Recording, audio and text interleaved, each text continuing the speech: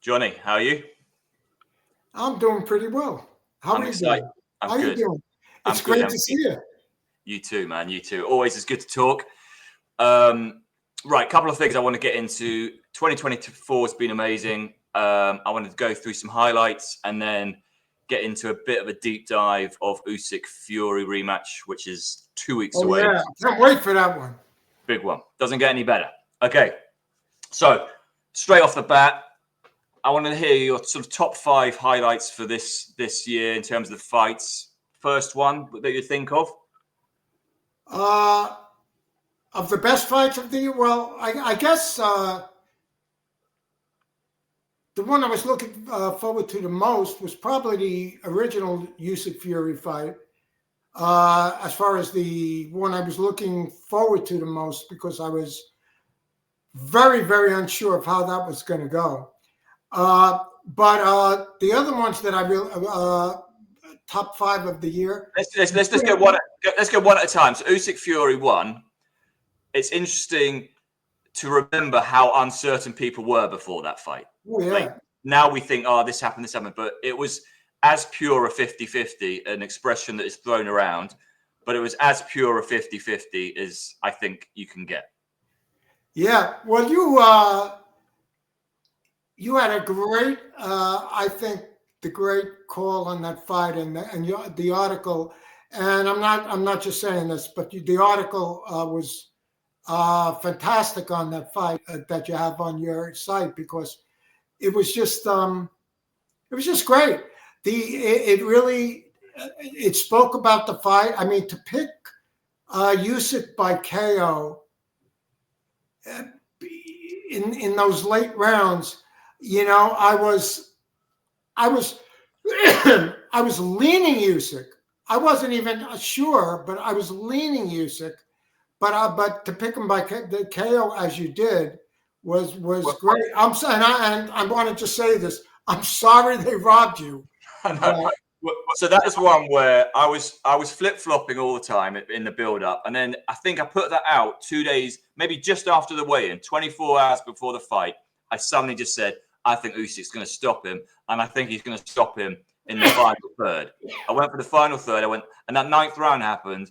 So that was like some of the sort of proudest analysis I've done, but I was wrong. He didn't stop him. He won on points. So it was sort of bittersweet.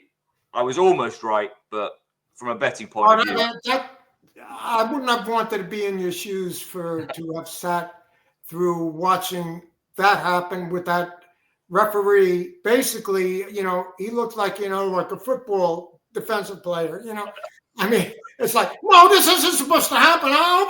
You know, well, he did what he could. Did you see him? He was running around the ring like a nut. There was also that lovely. It was a bit like, it reminded me. This is a bit of a stretch, but Rumble of the Jungle. Ali's about to land another shot on Foreman, but just doesn't quite throw that final shot. And Usyk was a little bit the same. There was a shot there ready to go, and he doesn't throw that final shot. Right. So, do you think that Usyk would have thrown it if the referee didn't step in? I don't know. I think Usyk just thought. I think maybe he thought he was calling it off there. He was stepping in. I think he thought the fight was done. I also thought, I was out of my sofa going crazy at that point. I thought there's no way Fury's getting through the next 3 rounds. So the fact he did, he has incredible tenacity and incredible will and heart and talent. I mean, and there are areas I think he lacks in, which we can talk about. But yeah, I felt the same way, like in round 10. But he has great recovery. I think his recovery that night was better than any of his previous miracle recoveries. I think by far that is the most impressive. The one that he gets most credit for is the Wilder one, where he looks like he's out for the count. I never bought that one. I don't like that one. I don't think. I think the optics look like he's out for the count, but actually, I think he's kind of subconsciously milking that. Oh, absolutely. That's so interesting that you said that. He was down flat on his back with his eyes closed. Yeah. The referee was counting, doing the counts and everything. He waited till the right time. Yeah. He got up, and I've never seen a fighter get up from the way he looked and be able to not even stagger, be shaken, nothing, but can move back and forth. And I'm ready. I think he went down, and you know, he's a showman. Yeah. And it was brilliant. It made for a wonderful fight, but I think I don't buy that. I buy that he got knocked down. Yeah. I think he wanted people to think he was out for that count and that he was gone, because I think he thinks that way in regards to his legacy. At least I always, that's my own opinion. And I think his the fact that we all know Wilder is such a huge puncher, that changes it as well. And I think in boxing, if you can avoid a punch by half an inch, you can take a lot of the power out of it. And I think that's exactly what he did. If he hadn't moved that half inch, it could have been more damage. But the fact that he was just out of harm's way, I don't think that punch was as devastating as it looked. Yeah, and there were two. It brings up a lot of questions. It brings up questions about a lot of people will disagree with this, I'm sure, because people like, they read the boxing media, they read the boxing.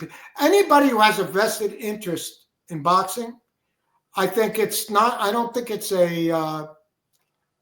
it's really wise to listen to them because they have a vested interest. Oh yeah. So for me, I think like when he went down, I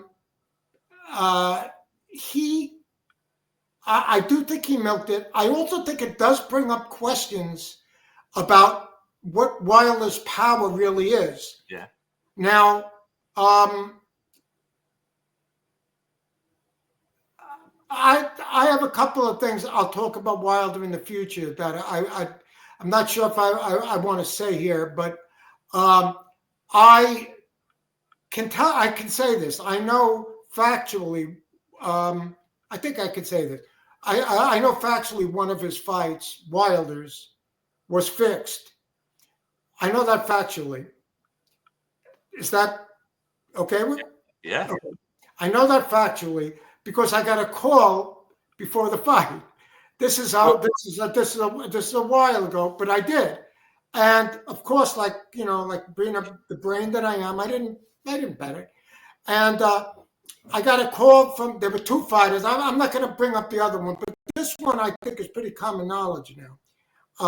That I think everybody knows this one was, but I did get a call about it, and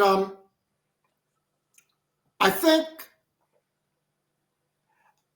that Wilder's punching, because I remember the call of the fight. I'm thinking of saying the name of the fighter because I think it's highly suspected. People can Google that. Okay, they can Google it. Then, I think they know who it is. But the announcers, I believe it was on Showtime. Okay. Okay, and the announcers were mind-boggled at the fight, and I was upset with myself for not just listening to my friend, but it happened, and it didn't look like they were there. Al Bernstein was one of the callers of the fight, and he was like, and they're over there going, well, I didn't really see the punch land. It looks like it kind of just missed him and grazed, and he's down, and he looks, clear-eyed, and I didn't really see this happen. And the people that followed this would know. It's not important to know the fighter. If you know boxing, you would know. But I did find out beforehand. So that was one I do know that was fixed. But he did. That's fine. But he did also have 39 other stoppages. Yeah, I do against. I think a couple of Dick Van Dyke, I think, was one of them, right? Dick Van Dyke, and I think there were some people like that. Bill Mayer, like in some of these. No, I just don't think his opponents were. No, I agree. Okay, well, so we've digressed from fights of 2024 to critiquing Wilder. But what about? It's not a critique with the thing. Not so much a critique of Wilder, just that I think that his punch, if it was overestimated in people's minds, and when he hit Fury, I was trying to go. I went a little full circle there. Yeah. When he did that, I think people figured Fury was dead. Yeah. And I think Fury knew that. Yeah. That's my own opinion. Just an opinion on it. I think Fury knew that. So I think that word "knew," whether he knew it as in he thought about it and planned it, or it was a subconscious thing that was just there. Go, I know what, there was something a little bit off with it, I felt. Yeah, I did too. Yeah. Okay, so that fight was brilliant. I've not been excited as much as I was about that fight for about 25 years. Oh, me too. I cannot wait for the rematch. I'm even more excited for different reasons. But okay, what was number 2 then? That was first one. Number 2 for you was? So let's see. It was that was obviously a number. For me, number 2 was I think Ryan Garcia against. I would probably say Ryan Garcia against Haney. Okay, so some background. I think for me was. Well, I remember you and I had just started getting into the nitty gritty of these big fights, and you picked the upset there. And it was the fight where not a single person I knew anywhere picked that upset. I avoided it, but I had friends saying if there's a certainty in sport, it's this one, and I was like, I don't know, I'm just leaving this one well alone. But I think you got the upset at 8-1 or something extraordinary. Yeah, I did. It was I got it at plus 600, and there was a temptation to get greedy. I actually have it pinned. I pinned it on my Twitter account. Yeah. The reason I did that was, listen, everybody is picks good and bad at times. The reason why I pinned it was because Osterine, in my opinion, had absolutely nothing to do with it, because it was the exact same left hook. I saw him knock out what's his name? God, what was his name? Whoever, yeah, okay. I remember. Federico Fonseca or something. Okay. Was the guy's name. Francisco Fonseca was his name. He knocked the guy out with one punch in the first round. It's on YouTube, and when you see it, it's the exact same punch, just as fast, same exact punch. There was no change. Yeah, amazing. I mean, it was, and that's one of the things that I noticed about the fight, just in talking about that particular fight, was I was not a fan of Haney's for reasons of his opposition, and I just felt like, he beat Linares, and he got shaken up by him. Linares, I think, was 37, 38 at the time. Right. And so I wasn't crazy about his choices of opponents, Haney. So I saw him as a little lesser of his parts, saw him get shaken up, saw him have a little trouble with speed. So what I did with I just saw Garcia. I just thought Garcia had all the attributes to beat him. It was incredible. So I'm going to divert here and just say what I described your picks this year as being Hall of Fame level stuff. So that's so great. I'm going to explain why. Not only was that one unique, I don't know anyone else who did. You did it with Tim Tszyu about a month ago. Was it Tim Tszyu? Massive favorite. Yeah. Well, I didn't. I spoke to you about that on DM. You did, and then even 3 days ago, about a week ago, Sonny Edwards. It was a pick and fight. He was a slight favorite, but you also told me Sonny Edwards had a good chance of losing by stoppage in that fight, which again, no one I know picked that. So and Thank you, on top of everything else, these are side details that make your year for 2024. Oh, yeah, thank you. Yeah, I just had with Sonny Edwards. I just wasn't after his loss to Bam Rodriguez. It was so bad, and Bam Rodriguez was a southpaw and a hard-hitting guy, and he really beat him badly. And then the guy he had after that was an orthodox fighter who wasn't much of a he couldn't punch at all. He wasn't a puncher at all, so they didn't risk a puncher. Yeah. And they didn't risk a guy that was particularly talented. The guy had 5 losses. He was a journeyman. And then when he went in against this young prospect, Yafai, I felt very good about Yafai winning, but personally. Brilliant. But I wasn't sure about the knockout, but then I thought, Yafai's also a southpaw, and he also hits hard. And I didn't consider the guy in the middle between. So to me, it was almost like going directly from Bam Rodriguez to Yafai, Yeah. So I didn't, I could, you take a guy like that in the middle and he looks good and it plants a lot of seeds and it kept the odds closer, which is, bookies love that. But the fact of the matter was, I did think Yafai was going to win. I really did feel there was a very good chance of a knockout, and it came in. It was incredible, and it was as soon as the fight started, within seconds, it was obvious it was a brilliant pick. And I think, Johnny, what you are. So there are lots of different aspects that we all have about what do we do when we're picking fights. And this southpaw v orthodox thing, I think, is a brilliant thing to dig into. And we'll get on to that when we get into the Usyk rematch. But okay, so we've diverted again. So did we get to number 2? Yeah, so that was Garcia Haney. Number 3? Let me see. I would say Kambosos Loma, maybe. Big one early in the year. Yep. Kambosos Loma. No, my number 3 most exciting fight, I would say Bivol Beterbiev probably. Would be the one I was looking forward to the most outside of those other 2. Yep. Looking forward to.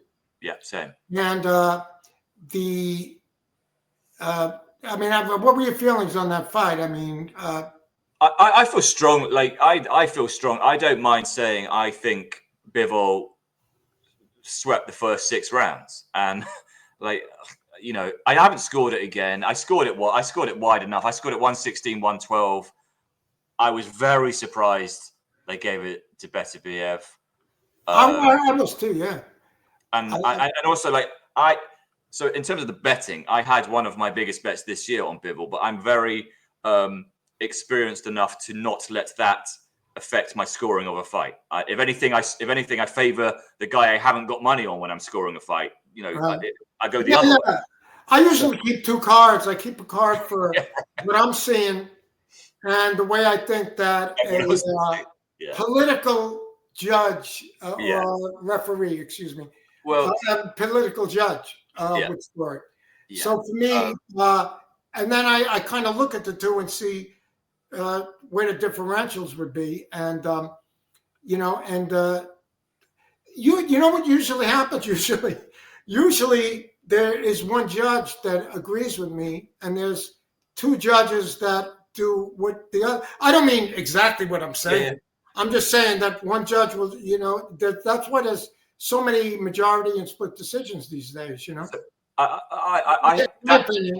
That fight for me was that really stung because I had a decent bet. I loved all the work we put in. I'd love all the discussions you had about that. I felt so good that I was on the right side of the market. I did. And when they read the decision, I was out of my sofa. I was like, "Oh, cool, God, I'm out." And I was like, "Oh, wait a minute, Bivol's name is not Arthur." So I was like, "What?" I was so shocked with that decision. Then, so on the back of that, I decided that my stakes should be refactored down. because I think you can do all the work, all the analysis, and get it right, and still lose a bet. So that was a pivotal fight for me. But now they've priced up the rematch for February, and they've made Beterbiev a slight favourite again. And I'm now thinking, I'm interested in those underdog odds now. Well, in thinking about it, it's been, I think it'll be 4.5 months when he goes in there again, right? I mean, when was the last fight was in? It was on October the 12th, yeah. October the 12th. So you're talking about November, December, January. So February 22nd. Talking about 4.5 months. The media and boxing people and politics will always say like 5 months. No, it's 4.5. There is a 2-week difference. He is over 40 years old at that time. I'm very specific with that. Like when they'll say a fighter's age is 39, and if a fighter is going to be 40 2 days later, for a selling point. But in this particular one, Bivol does not. Beterbiev, excuse me, doesn't normally fight that often. Now it's not it's not like he takes 3 years layoffs like a lot of fighters we know, but he doesn't. He's not used to that pace since he's gotten a little older. Yeah. And he was like he had a year off before. I don't remember who it was he fought. I think it was Caleb Smith. He had a year off. And then he fought, I believe after that was his fight with Bivol, I believe, right after Caleb Smith, if I'm right. I'm not sure. I think so, yeah. I'm trying to remember it, and he was, and before he fought Caleb Smith, he was off a year, just about. I'm not just giving you my memory of it. I don't want to make.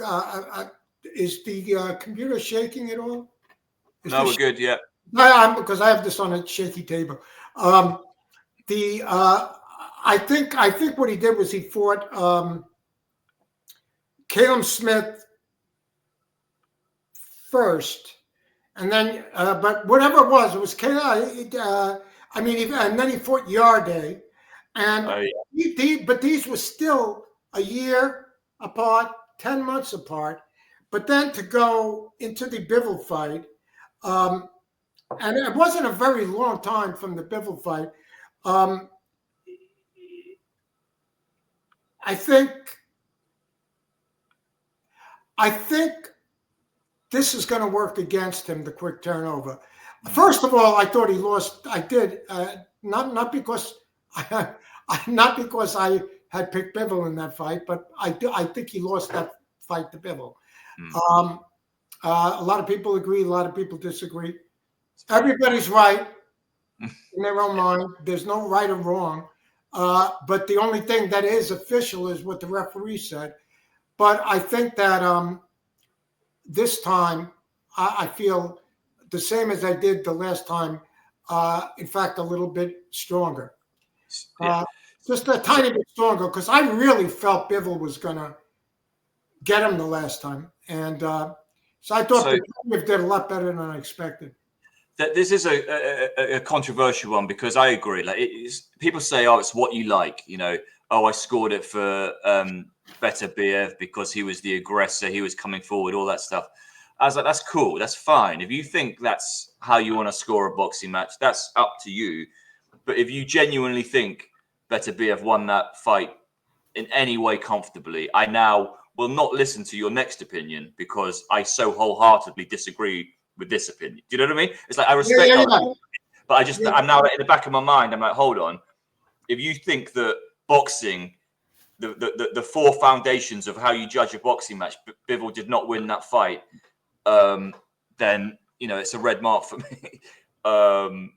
I agree. I think the turnaround, people will say it helps him because he's older. He's had 3 training camps in a year.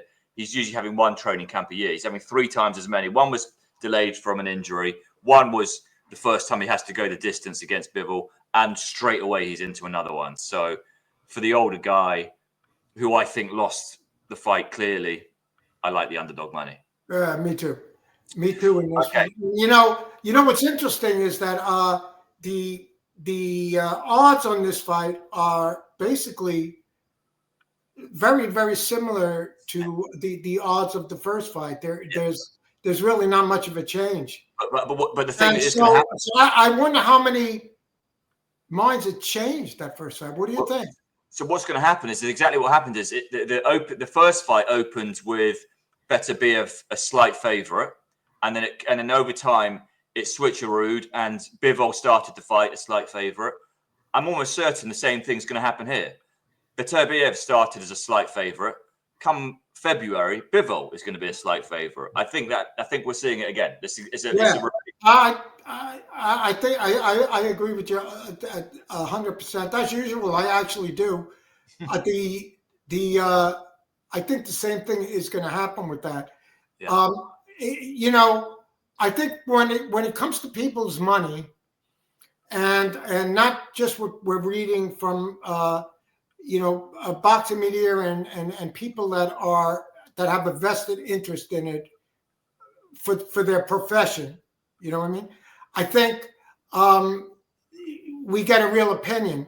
Like an example is at the end of the Beterbiev. What was the? Do you know the live result at the end of the Beterbiev Bivol fight? So the people were actually putting down their money. Yeah. So in the UK, we can bet after the final bell. So after 12 rounds, you get that intense 3-4 minute period before the cards are read, and you can bet for 2 minutes after the fight. And I think that's amazing that we've got all the information you can possibly have about this matchup because it's happened, and you can still bet. Right. Wow. I love it. I really want to do like a big study on it and see if there's something that it could be. I'm often betting after the fight, and on the basis of the scorecards, we don't know them yet. But Beterbiev was. That makes sense. Yeah, I've never done that. I've never done live betting.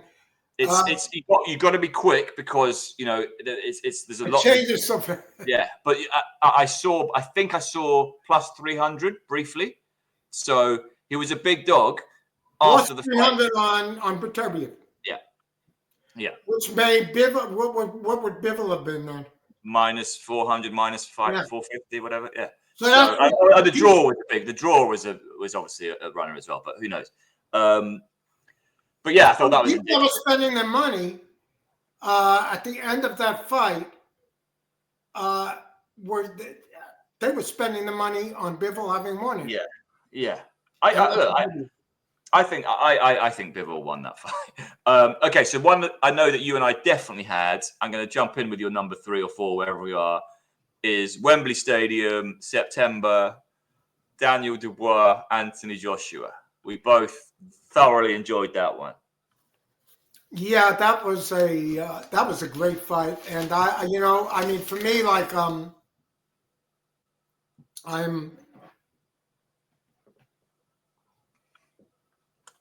torn between because at the time of the fight, that was one of the fights. Actually, a few of these fights that we did on your site.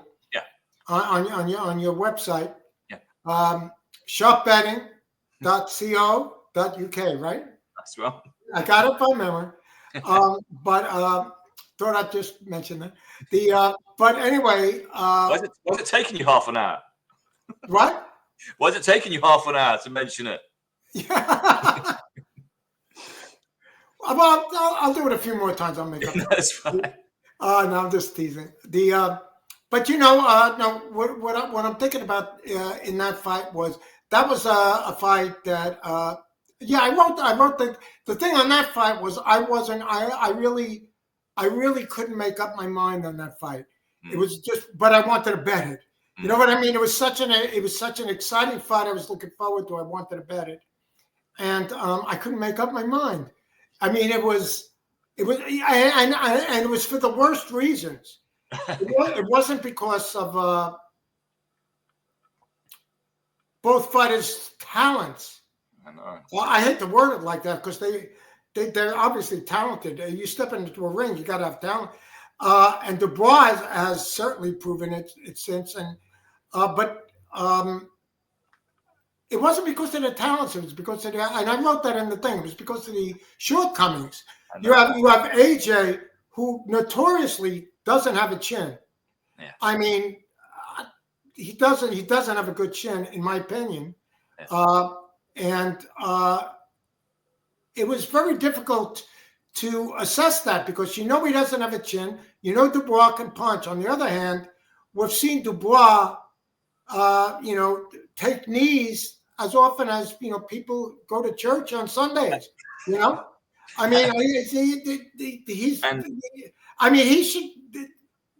There were 3 fights. I was thinking to myself, this is a fighter that should have knee pads. Okay, yeah. He took a Joe Joyce. He was beating him, took a knee, and he. Oh God! And then Kevin Lorena. Oh, that was crazy. Well, I don't even know what happened in that. That was very strange. But also he was coming off that fight, his defining fight against Philip Hrgović. Right. And he'd taken so many right hands that night, and he'd won the fight, but there was no head. Like you said, it was like let's not look at the attributes of these two guys. Let's weigh up the weaknesses and judge the fight that way.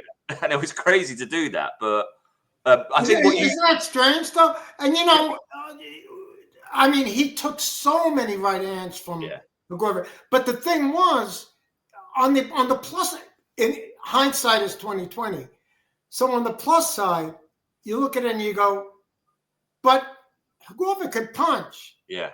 And he didn't go down, Dubois, and he hung in there. But here's a guy that took a knee 3 times that made no sense to me. I think boxing is such. So Dubois made a fan of me that night. I loved everything about his performance. I loved his pre-fight crazy talk. Which one? I'm sorry. Dubois. I became a Dubois fan that night. I loved everything about him. The AJ one? Yeah, brilliant. Yeah. Loved it. Whoa. And, he was brilliant in that fight. So I think what was so good about your assessment then was, like you said, it was like, it's kind of hard to call this. So why have you got a plus 500 on the underdog? And that made sense. It's like you have to back 350 plus 350. I think it was. Plus 350 underdog and but it kept changing. But it was like plus 330 or plus 340. Yeah. So AJ was minus 500. Why have you got a minus 500 in a fight that is? Oh yeah, that was absurd.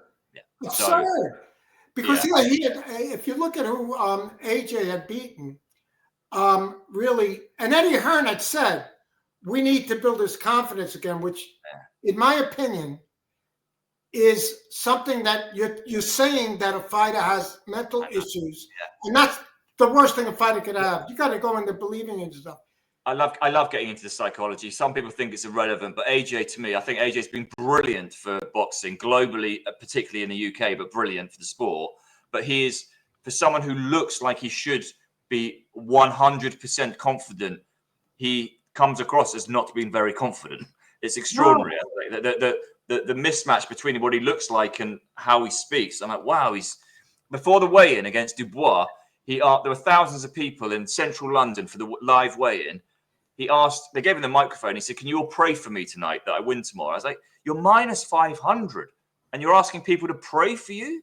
That's not the, I don't know. To me, that was like. That was something that you had mentioned to me. And, that's a very unusual thing to say. And then when you really do look at, first of all, Eddie Hearn, love him or hate him, he's got to be given credit for orchestrating the AJ comeback, because AJ had just lost twice to Usyk convincingly. Yeah. Forget that scorecard. I'm not going to name the referee. Yeah. But if anybody wants to look it up, it was 115 to 113, and the referee is known to be not the most necessarily honest. Not referee, excuse me. Judge. Judge. Yeah. He was not known to be one of the most honest judges. You could look at it, 115, 113. He scored it for AJ. That's impossible to see, being honest, in my opinion. In my opinion. The other two judges had it correctly, thankfully. And the thing about that was the second fight, the first fight. But both fights, Usyk won handily, easily, clearly, handily. But the narrative we were fed was, didn't AJ do well to make improvements in the second fight? Right. What did Eddie earn to? Who did he pick? He picked the first one was Hellenius was one of them. Oh no! After Usyk, he had Jermaine Franklin was first. No, Jermaine Franklin was first, and you know what? Jermaine Franklin, who has a heartbeat. Yeah, I should mention this. I'm not jumping on AJ's case. I'm just saying Jermaine Franklin has a heartbeat. That's up the distance. Yeah. Okay. Then I think the second fight was the second fight was out of Wallen was I believe that was more recent. I think third. I believe it was third. Yeah. Who was second at AJ? Oh, Robert Hellenius. Yeah, well, yeah, he scored, and AJ, after six. Now Hellenius had just been knocked out on one round by Wilder Cole. Yeah, and AJ was not having an easy time with him until he did knock him out cold, and But you remember, everyone got back on the AJ train after he knocked out Francis Ngannou. Yeah, everyone put so much stock into that, which was another. That's number 4 on my list. That was ridiculous as well. Okay. Oh yeah. Was that on your list of the fight? Because that would be on my list too. I wouldn't, not my top 5, but that fight was a fight that, like, I just think there was so many interesting aspects to it, because after the way Ngannou looked against Fury, it's like, could this guy be this good? We don't know, but the truth was, Ngannou didn't look great against Fury. He lost that fight. He looked slow, and Fury with this. Not to get on Fury, because listen, he's a great fighter. He's been a great champ, but the thing about Fury is this boxing IQ they talk about. I have to say this one thing. Boxing IQ is not between, like, when he fought the first Deontay Wilder fight, right? What happened was he boxed him like he always did. He was winning. He was doing well. He got knocked down once, as he does. And he got that one. And then we got to that 12th round that we discussed earlier, right? And the point about that is that, okay, he got knocked down again in the 12th round, and I think he had done enough to win it, Tyson Fury, easily. I thought he won the fight, even with the knockdowns. I didn't think there was – I thought he won the fight. However, the whole thing about it was, in the 12th round, the best thing that happened to Tyson Fury was getting knocked down like that, because when he got up, he knew, I can't just stay away. I can't do what I was doing. He's going to – so then Tyson Fury got a little more in AJ's face, and arguably won the rest of the round. So when he came back for the rematch with when he came back for that rematch, he changed his style to fight the way he fought the remainder of that 12th round, thinking, like, I was pretty successful then, and he could catch me the way he did if I do it the other way. And to me, okay, that is ring IQ, that's thinking, but he got a new trainer. So is it pure ring IQ? Well, He had enough ring IQ to get a new trainer. Okay, granted.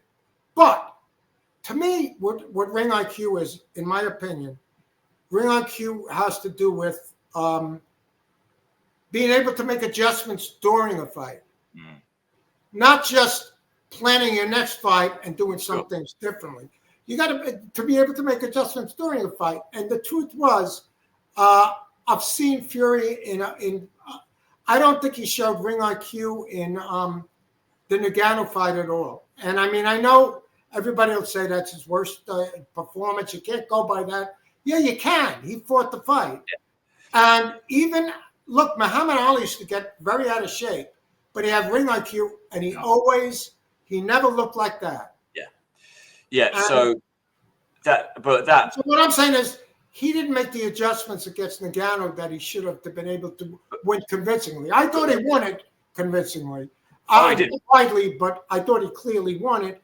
But he could have made adjustments. He definitely won the fight, but it was a terrible performance. But the point about that is that it had such a massive impact on the odds. So the AJ Ngannou would normally not make my top 5 because it wasn't a real boxing match. It makes my top 5 from a betting point of view because AJ should have been a massive favorite, in my opinion, and he was a slight favorite. So there were 2 events this year. There was AJ Ngannou, where I was like, that's a novelty betting event that is priced up as if it's a close contest, and there was Mike Tyson versus Jake Paul, which was priced up as if it was a close contest.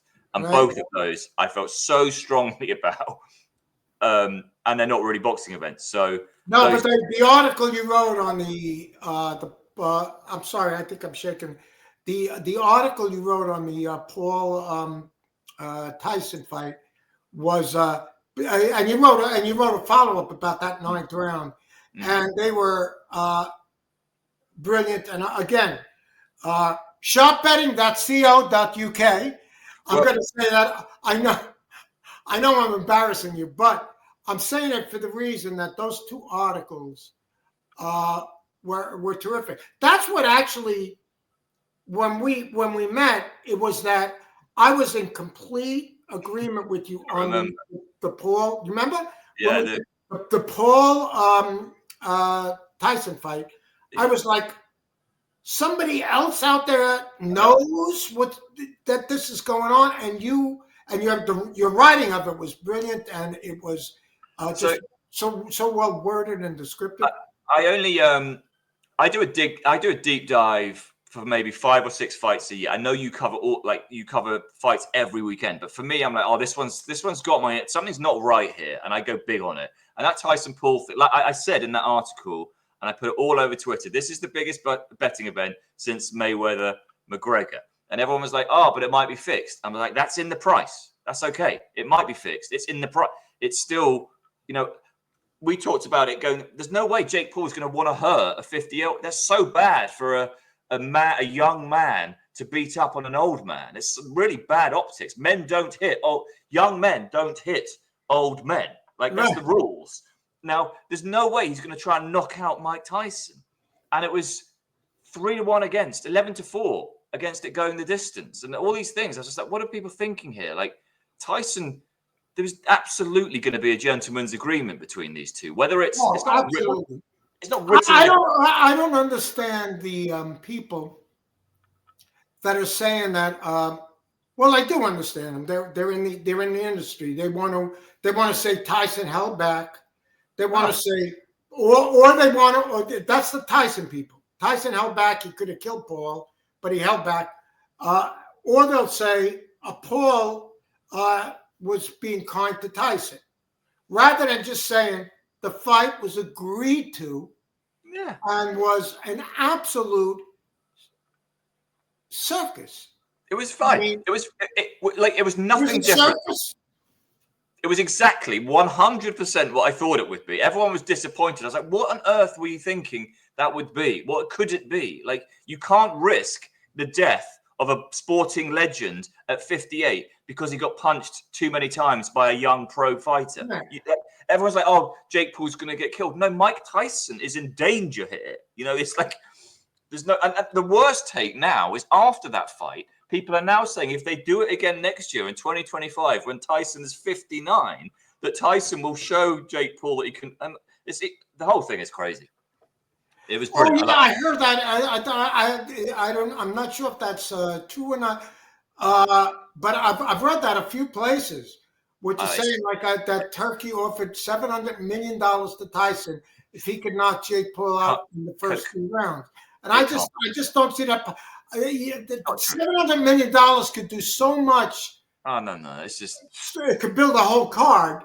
It's not true. It's not true. Can't be true. Okay, so those are brilliant. I think we should get on to the big one. We're 45 minutes now. What about 2 weeks' time?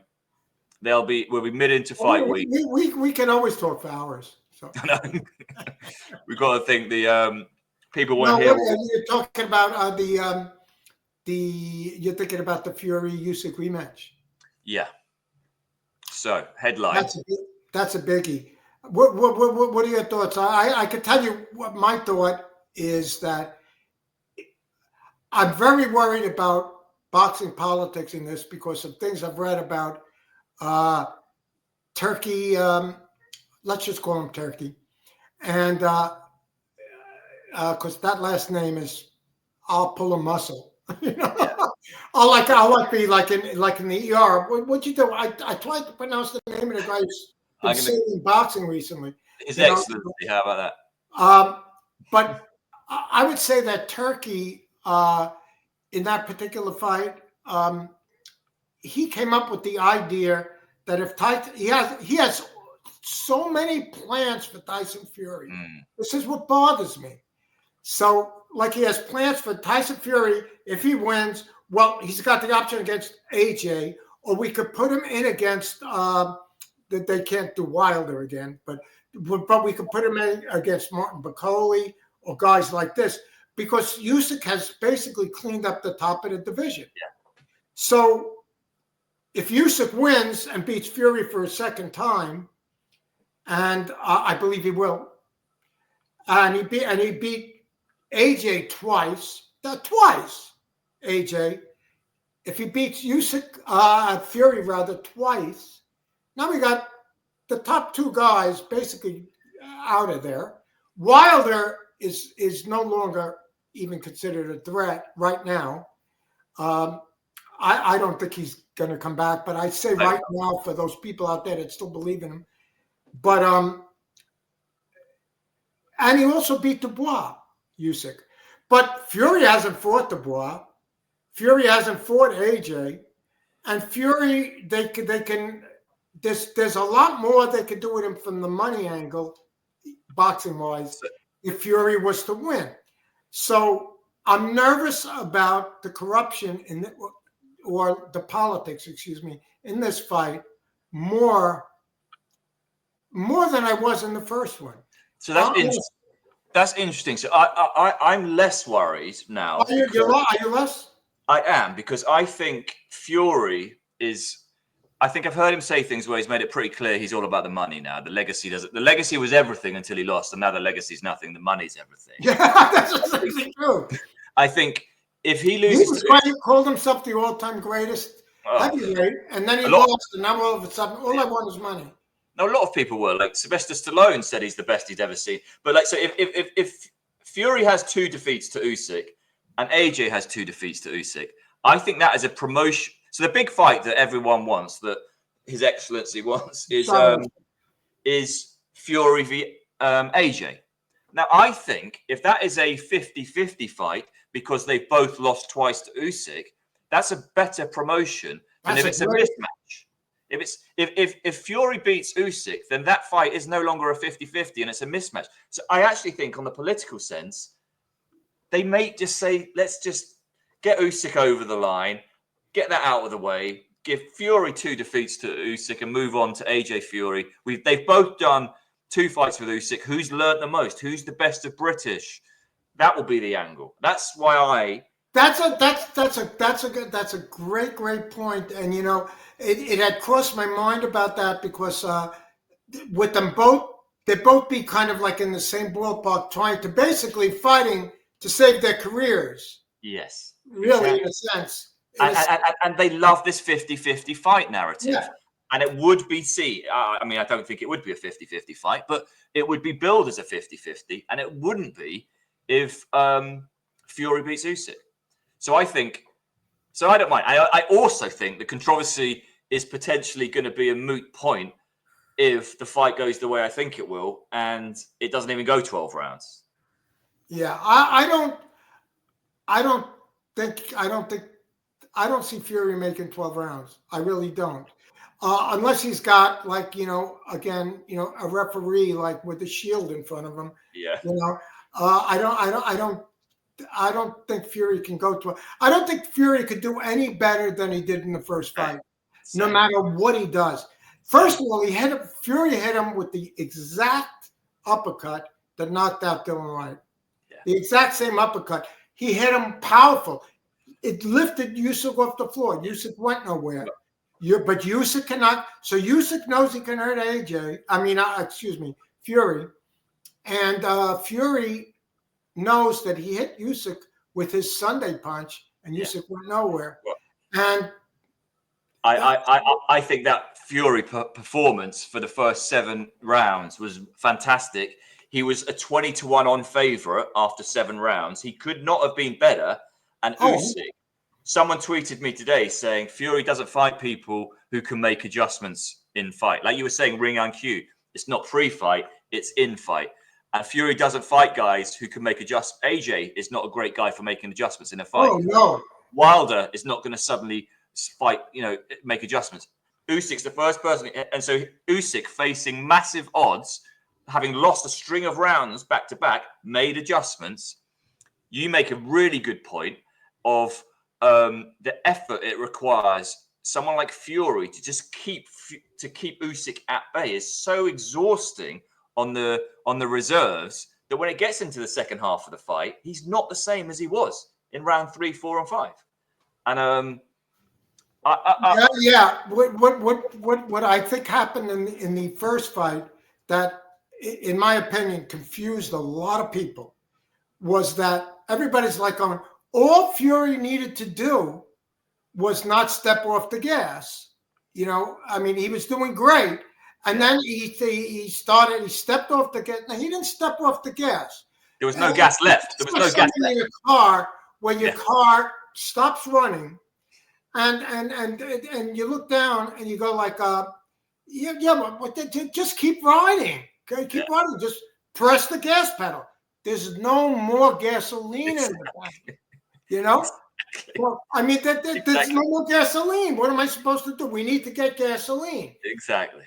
To Fury's credit, he managed to finish the fight respectably, competitively, but that was not a close fight in my opinion.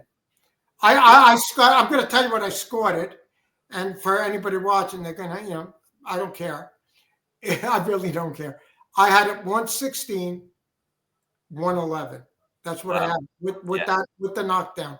Yeah. I had Fury, which I guess makes it 8 rounds to 4 with a knockdown. That's how I scored that fight.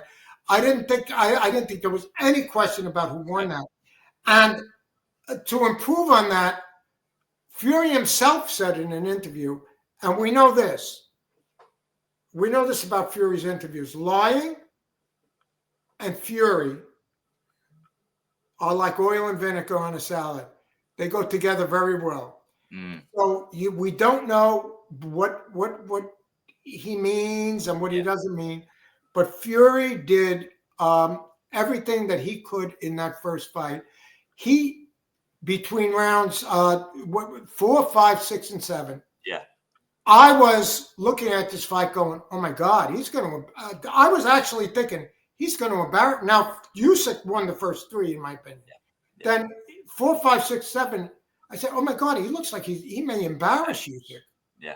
And then, but he did so much in those rounds that he had nothing left, because it's no coincidence Usyk, in my opinion, won round 8, and then round 9 would have gotten a knockout if it wasn't for the referee.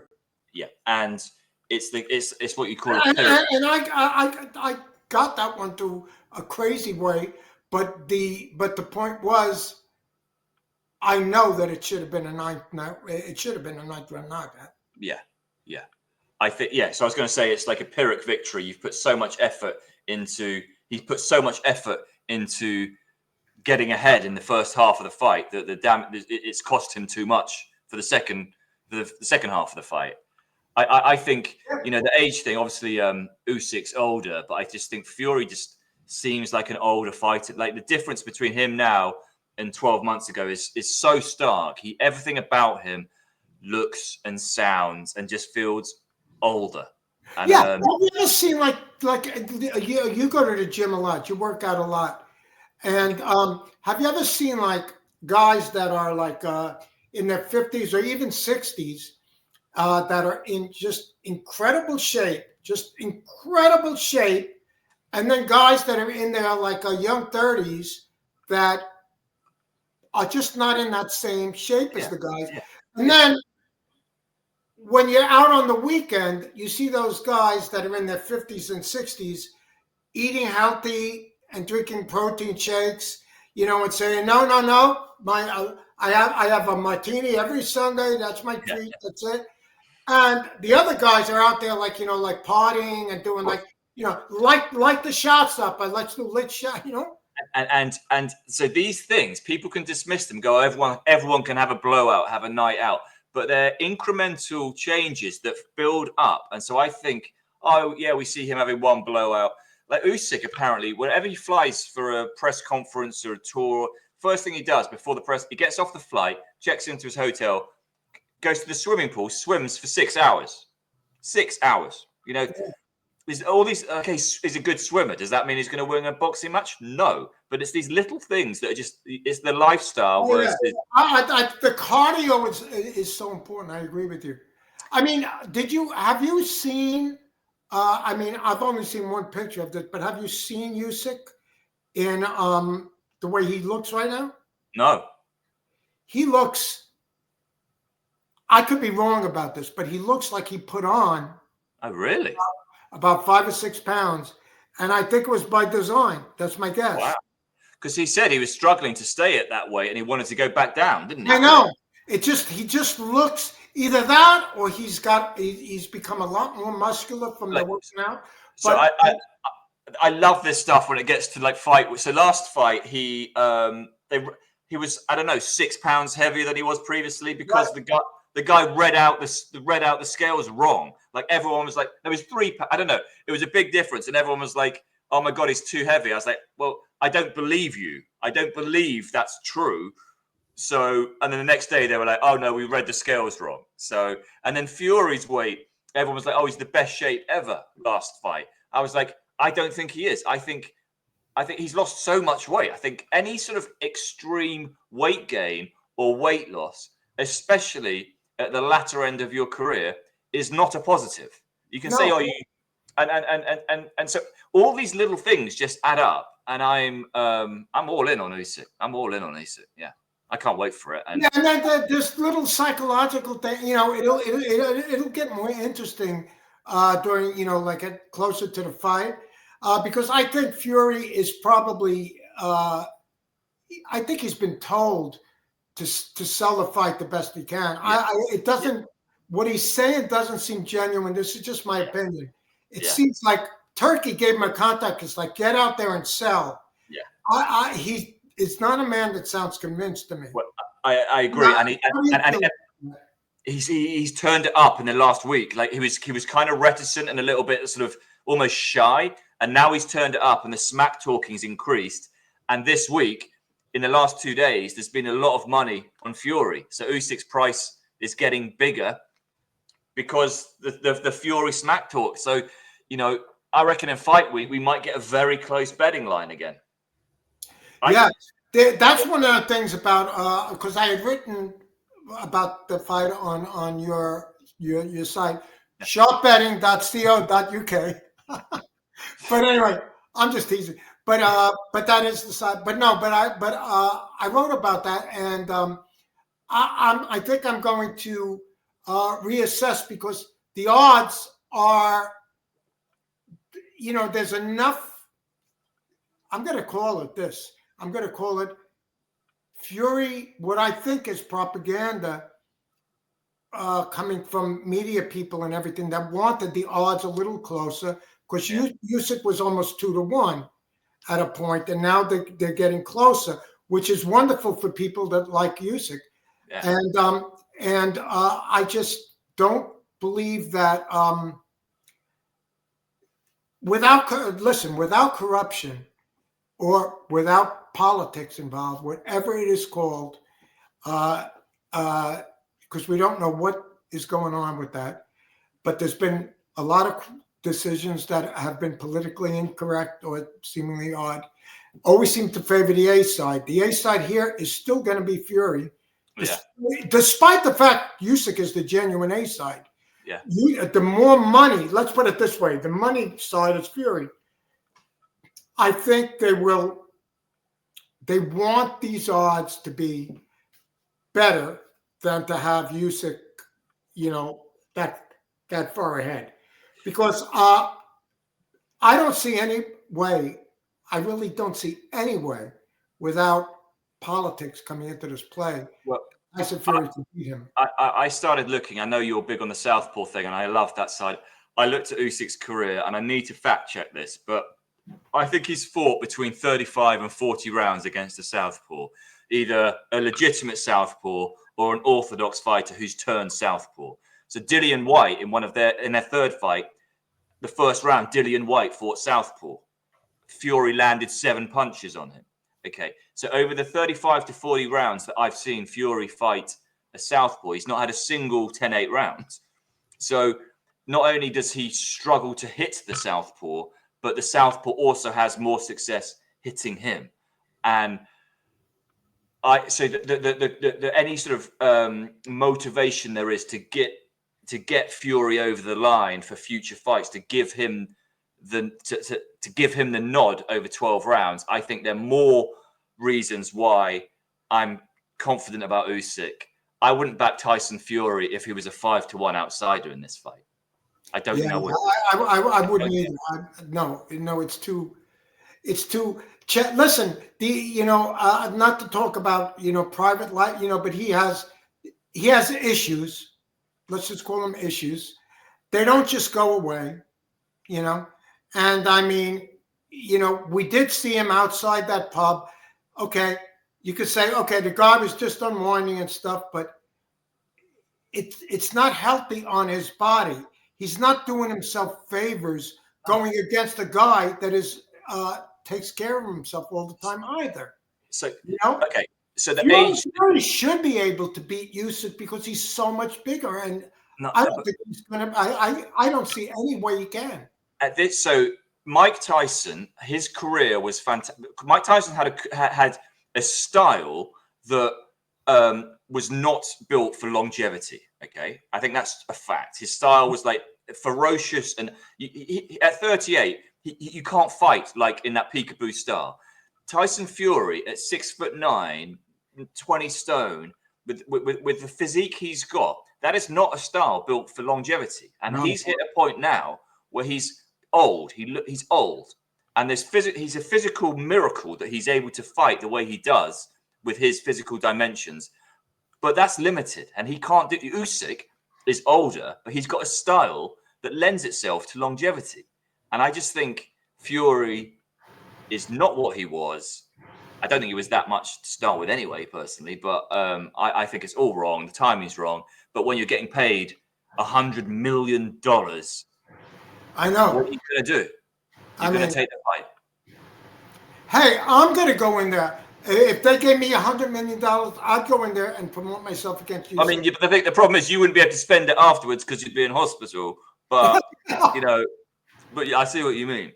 No, what I'm saying is, I really believe the reason why, I could be way off on this, but I really believe the reason why Fury is upping the trash talk now is because I believe he was told to. Yeah. Because when I've seen him in person with Usyk, he's very timid. Yeah. Even when he trash talks, Usyk just smiles. I know. And Usyk is the one guy who has literally played mind games with Tyson Fury without any question. Yeah. Everybody thought Fury's mind games and all this stuff. Usyk's got him outplayed there like a chess game. Yeah. Now, I don't see any way Fury wins this without. No, I don't see. I just can't see him winning. Yeah. No, I mean, I just think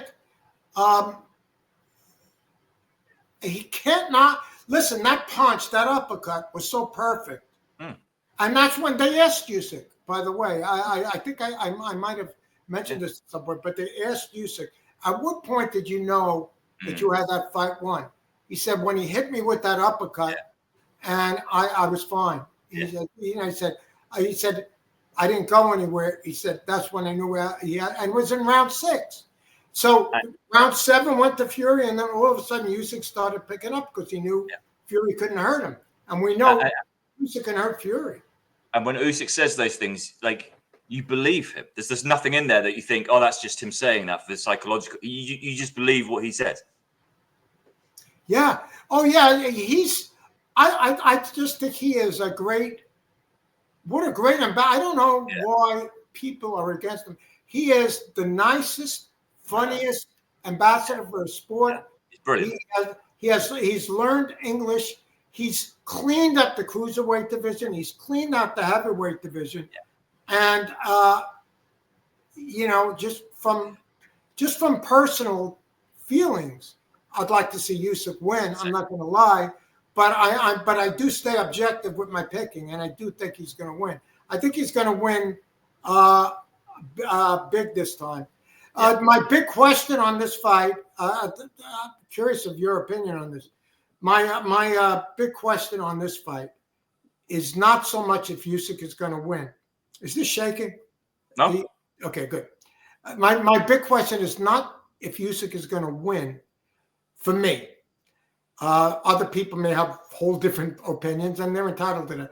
But for me, it's not just if Usyk is going to win, but it's like, will Fury make 12 rounds, or will Usyk knock him out? And the only rationality I can use to that is I don't see Tyson Fury being able to get through 12 rounds without getting knocked out, or at the very least getting knocked down a couple of times. Because his last fights, if we trace him, he's been knocked down in the Usyk fight, in the Ngannou fight, in the Wilder fights, even in the Wilder fights that all the way back to Cunningham and all these smaller guys. So the big thing is that southpaws are all smaller guys. I remember, I read somewhere, and apparently this is like a verbatim fact, that when he signed with Bob Arum, he said, "Brilliant, give me all the money, but just don't get me any smaller guys." Like, he doesn't. He does, and I don't believe the myth that Usyk's too small. He's 6'3" and 16 stone. He's in old money. He's a big heavyweight. So he's all wrong. It's all wrong for Fury. Yeah, I believe that. And let me ask you something else. Do you think that? I think it would be easy. Usyk has bulked up to heavyweight, so he's gotten there. He's heavyweight now.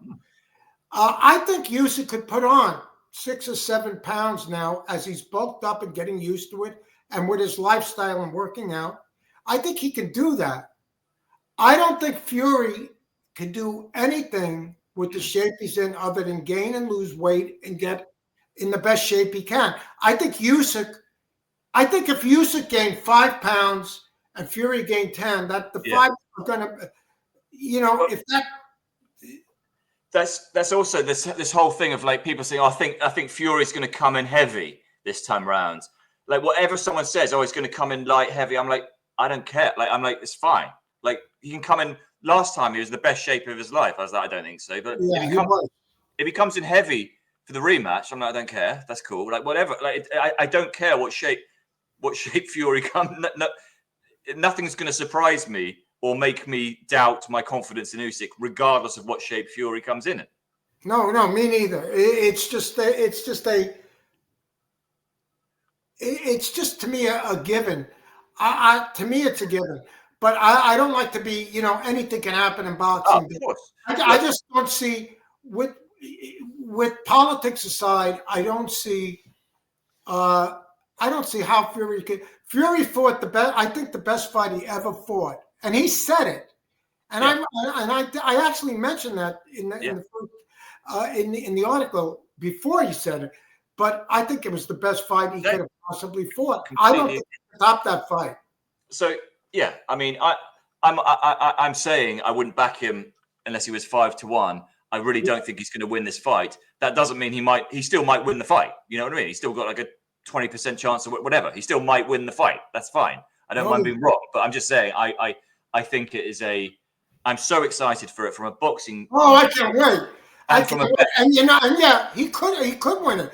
I mean, listen, he's a great fighter, and he could win it. And he should win it. His size, he was calling Usyk the midget, the middleweight, and all this stuff. But you know what? The one thing he wasn't calling Usyk was for a fight. Yeah. He didn't want to fight. Exactly. He didn't want to fight. There's the video of him saying, like 5 years ago, maybe saying, you don't. The heavyweight champion's got to be from America or the UK. Yeah. Just finding any reason to not fight the smaller guy who's a southpaw. All wrong for me. Oh, wait a minute. What about if we give you 150 million? Okay, let's do it. Yeah, and that's why it's my belief that's why he's doing it. Because I do think that after this fight, and I believe Usyk's going to be the winner. But I believe after this fight, I do think that there are guys in the heavyweight division Fury could still be competitive with and beat. I think there's a couple he would lose to too. Yeah. But I do think he would still be a player. I just don't think he can beat Alexander Usyk. And I might be wrong about that. I'd be more than happy to admit I am. But I don't see how he can improve on that last performance. And if he goes for the knockout and does get heavier and wants to knock him out, I think it's a very big mistake. I do too. All right, Johnny, look, can we do this again in fight week? What? Oh, we could do it anytime you like. I enjoyed it very much. We could do Let's do it. Let's do it either the day of the weigh-in or after the weigh-in when we've got more information on fight week, and let's do our final predictions. Just before the fight. Yeah, because we'll see if anything has changed or like that. We may get more confident. I don't think we could get less confident, but we may get more. Well, Fury might be the favorite by then, so we'll have a talking point about that. Oh yeah, that's one of the things that I'm saying about the way that I wrote to bet that fight is. As the odds keep going on Usyk, I keep wanting to say, like, if the odds are like minus 120, minus 110, I want to say, take Usyk. Oh, yeah. Take Usyk. Yeah. If you want to bet the knockout, put 10% on that. But on Usyk to win. But put 90% of your bankroll, whatever you're spending on Usyk to win. Or you can put 100, whatever your own inkling is. But let's get that. Let's get the update on the article. Let's speak again in fight week. You got it, man. I'm here. Right. Brilliant. All right, Johnny. That's awesome. We've done an hour and 15. Oh, did we? We've done it. Wow. Okay. Boy, that flew. Usually we do 4 hours, so next time maybe longer. Okay. All right, Johnny. Thanks a lot, man. Brilliant as always. You got it, my friend. Take care. Bye-bye. Bye-bye.